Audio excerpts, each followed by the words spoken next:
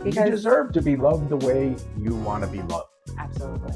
And knowing that you are lovable, knowing that you have value in this life, that you are kind and generous, and that you can be your whole self, and that take this video as an opportunity to give yourself permission to be loved. Hi, welcome back. I'm Kate. And I'm Joe. And this is Dream with us. So on today's episode, we are going to talk about 3 tips for love after 40 and how the two of us met. So it was May in 2013, and I had a dog named Nikita, who was a little kind of pit bull mix. Bulldog pit bull mix. She Bulldog. looked like a little bulldog. Little bulldog pit bull mix. Cutest freaking face. Yeah. And I used to take her to a hike at this trail that we could let him off leash, and so we were going along this trail, and Nikita always dashed out way ahead of me, and we were heading toward this part on the trail where there is kind of a watering hole, like a swim area for the dogs, part of it like a stream, big stream. And that's exactly what it is, a stream. It's a stream. Water. And so, you know, Nikita was ahead of me, and I got to the top of this hill, and she was running in and out of the water. And all of a sudden, at some point, I saw this other dog run up.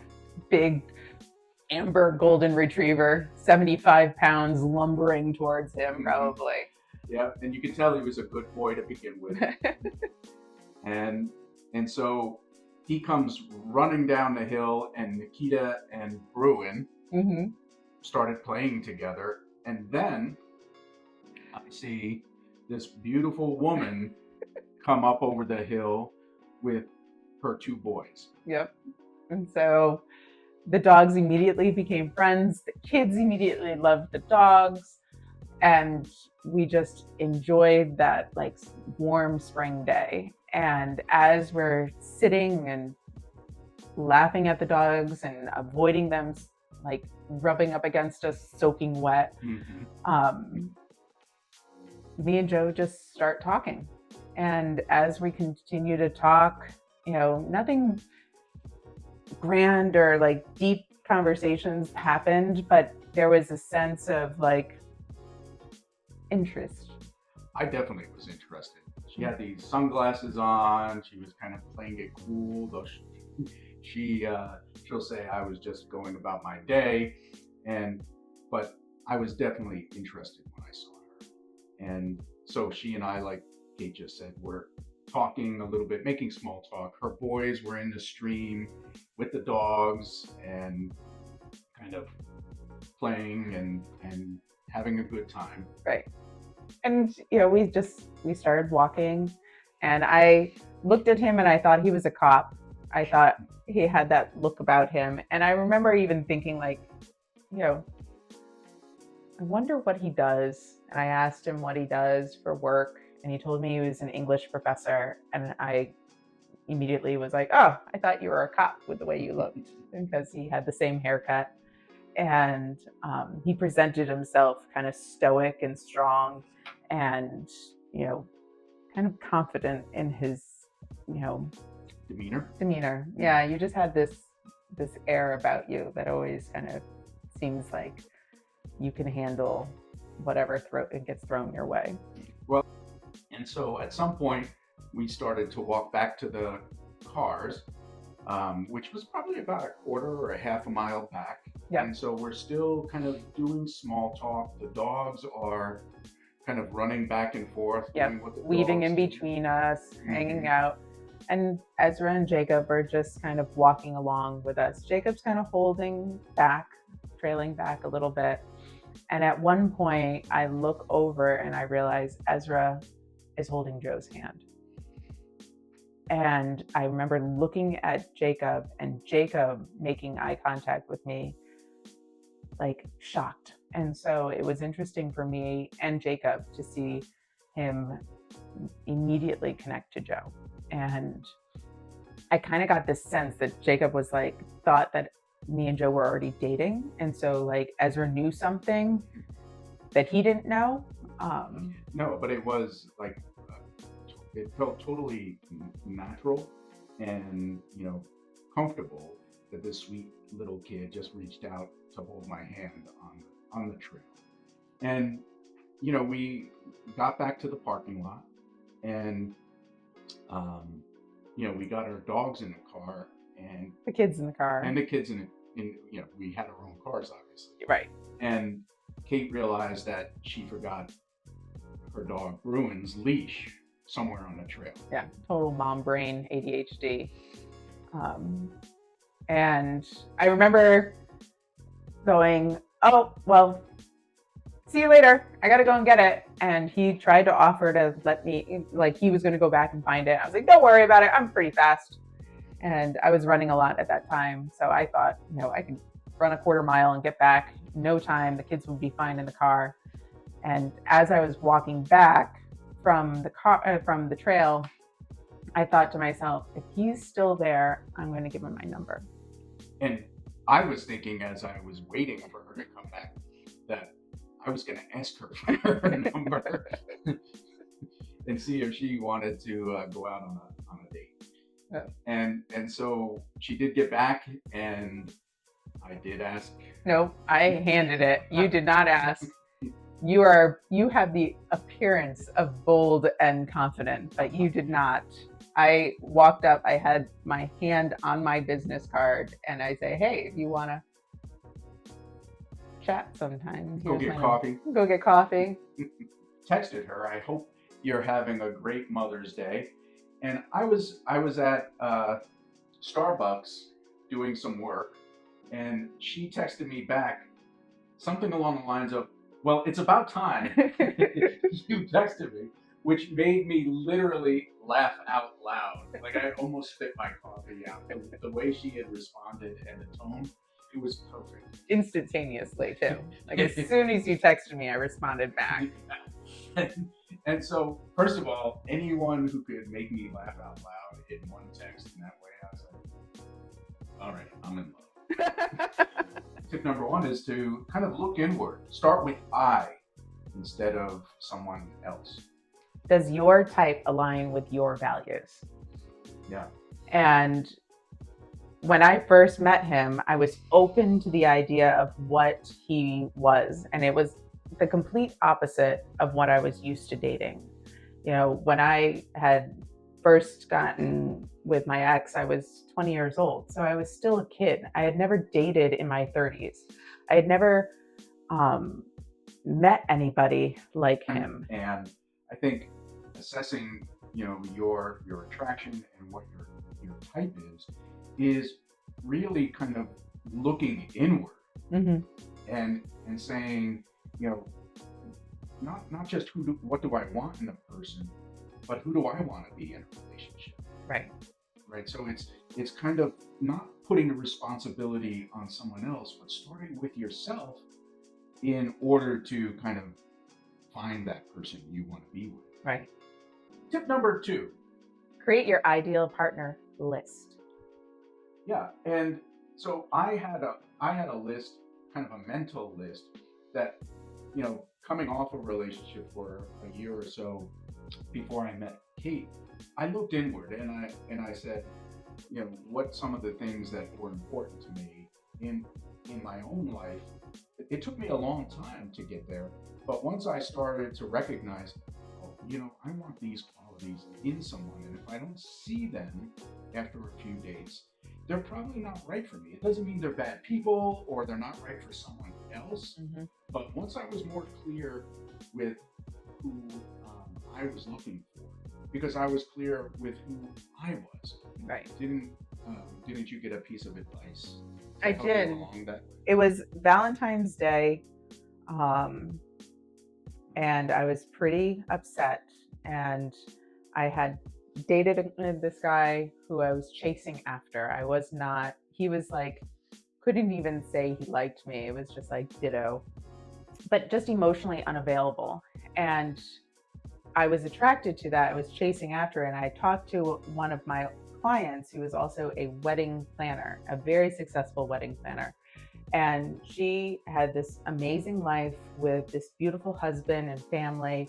And I went to her and I said, well, maybe if I just wait a little bit longer, this guy will come around. And she said, nope, don't do that. I want you to write down a list of everything you want in a partner, and I want you to send it to me. And this was terrifying to me. So if you have a good friend who knows your worth, who knows that you are valuable, that you are lovable, I want you to do this challenge. I want you to write down your list, and I want you to share it with a person who's going to hold you accountable if you are struggling with love right now.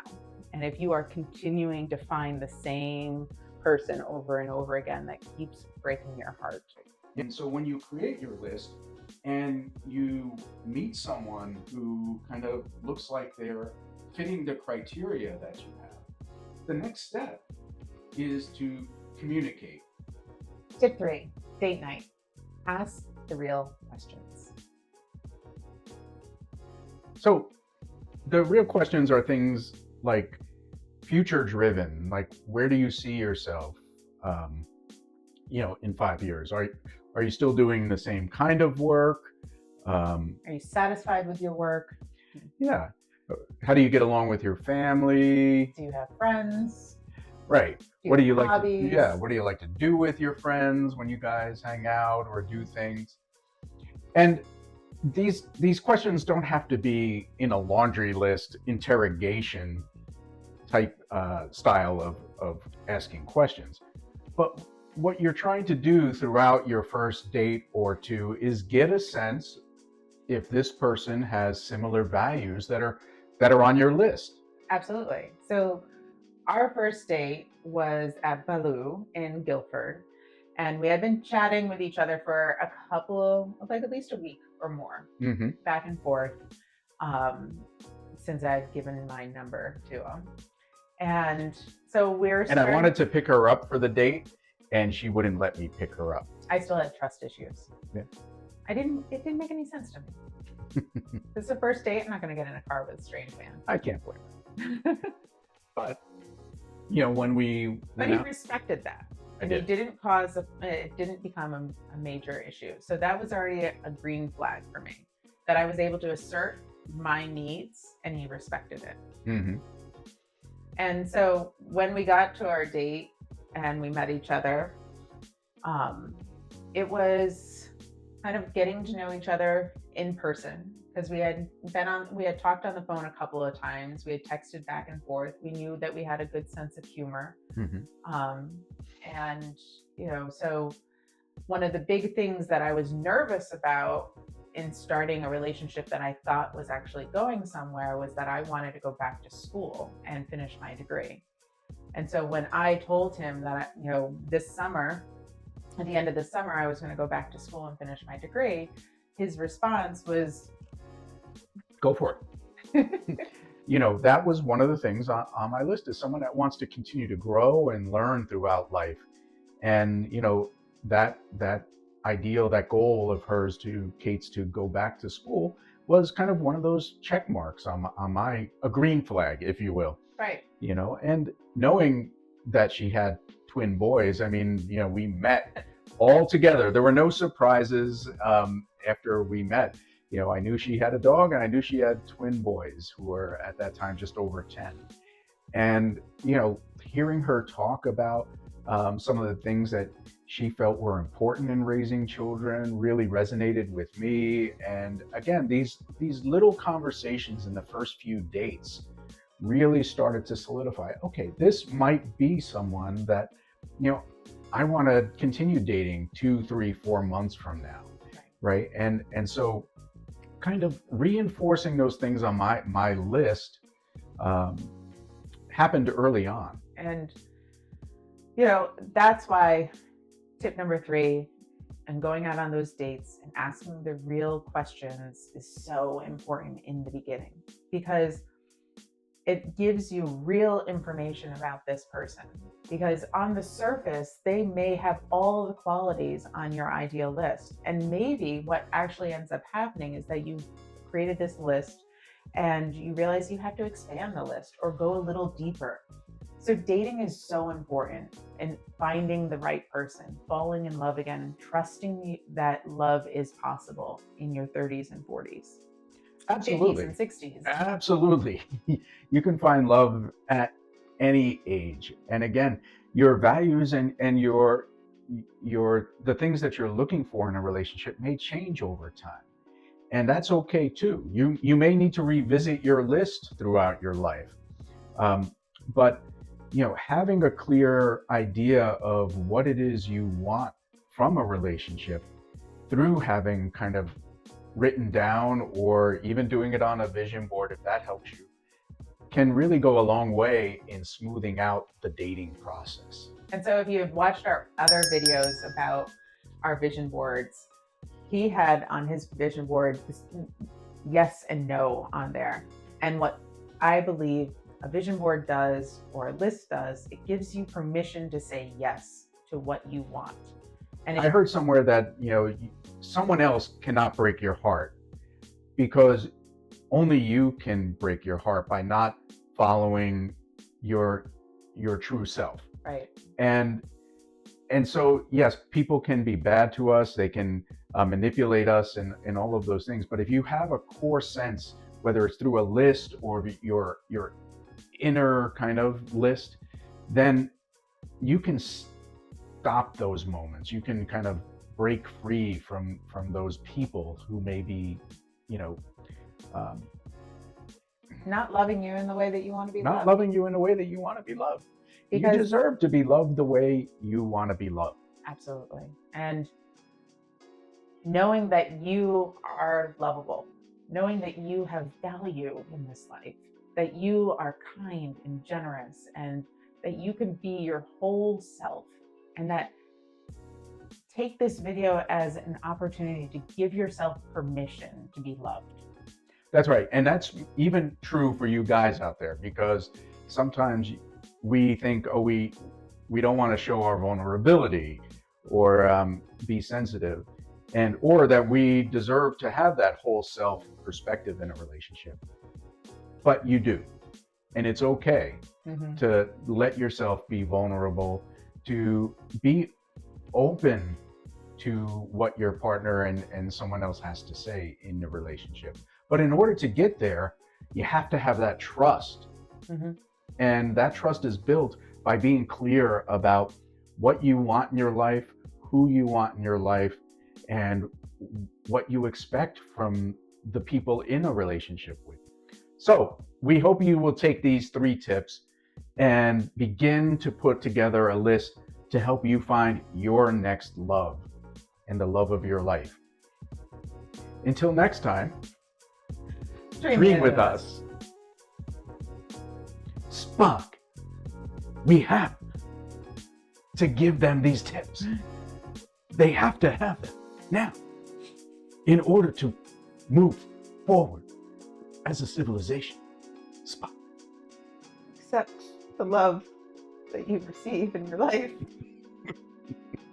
To be authentic and weird and fun. And I mean, who else would do Sean Connery in the middle of a relationship video? yeah, because all she needs is a good smack. Oh my God. Don't do Sean Connery for a relationship video. I'll stick with Captain Kirk. Yeah, because he's the relationship king. Till next time. These are bloopers.